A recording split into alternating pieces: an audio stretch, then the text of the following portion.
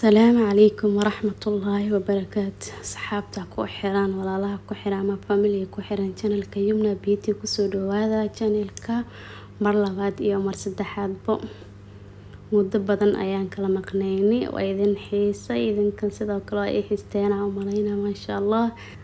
haddii aad nagu cusub tahayna channelka soo booqo subscribe iyo like tan oo saar asxaabtaada la wadaag. meesha waxaa nooga diyaarsan laba xabo kalluunka aan sameysan doono maanta insha Allah. kalluunka labada xabo noo diyaarsan waxaa sameynaynaa dhaxda ayaa kasoo jarjareynaa.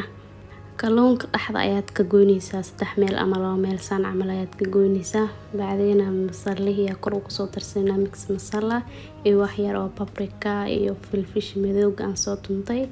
wax yar aan roob aan ku soo darsaday aan korsa ugu qooyo iyo wax yar hal gacantaada oo ah oo bur ayaa ku soo darsaday. maasha Allah saas ayaa kor ugu marinaynaa kulli hada spices si fiican soo ugu dhax galo.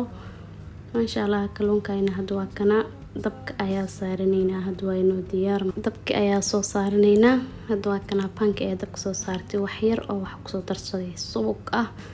subag ayaa ku soo shubtay saliid hadda rabto ku duwan kartaa iskuma badanaysid wax yar. waa kana hadda kalluunka ayaa kor ka soo saaraynaa labada xabo halka dhinac baad waxaa siinayna ilaa 5 daqiiqo soo si fiican ugu dhax karo. waxaa kor ugu marinayaa spiceski wixii yaray oo saxankii ugu dhaxlaya kor ka mariyay. maasha Allah hadda waa kana hoos uu ka soo gudubtay waa gidinina labadoodaba. dhinaca kale hadana waxaa siinayna ilaa 5 daqiiqo soo si fiican loo karuuno ugu soo guduto.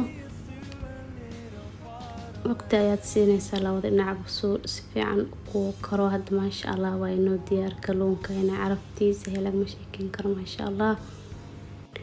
waxba lagama qaban karo maasha Allah. ajri xasanaad ilaahay idinka sii videoga daawateen like ha ka hilmaamin insha Allah.